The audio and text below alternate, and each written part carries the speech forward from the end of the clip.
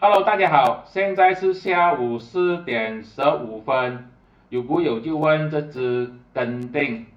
在讲跟定之前，有一个消息大家应该有留意到，就是国门主席慕尤丁今天就宣布，如果国门赢得森美兰州或者是说雪州的这个州政权，这位州务大臣的人选会来自土团。也就是说不会来自国家党 pass，这个多多少少呢都会稍微的鼓励一下登顶的股价，所以这今天呢就稍微上涨，已经连续2天出现了青色蜡烛，可以说它已经是直接回升弹上去。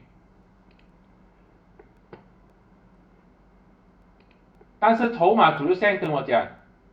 它的这个筹码主力线、蓝色线、灰色线跟紫色线呢，现在都是压住它股价，也就是4.19，而灰色线、蓝色线是4.20，意思是说，如果它有机会突破4.20，这个就是一个马路讯号，因为它已经突破了所有的筹码主力线，突破了这个平台，这个肯定就是一个马路讯号。但是你也不要认为它会一步到位就继续冲上去，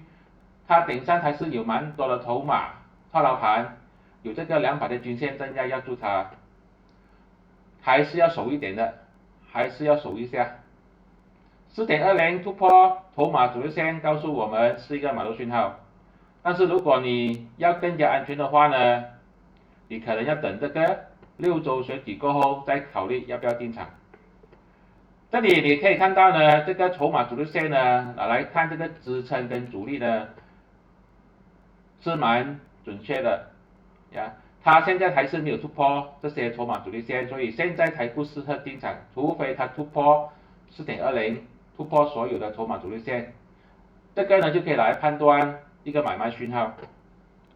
如果你也是有兴趣用这个筹码主力线的话呢，你现在可以有个机会免费使用，就是呢去注册这个某某的 app， 某某马来西亚已经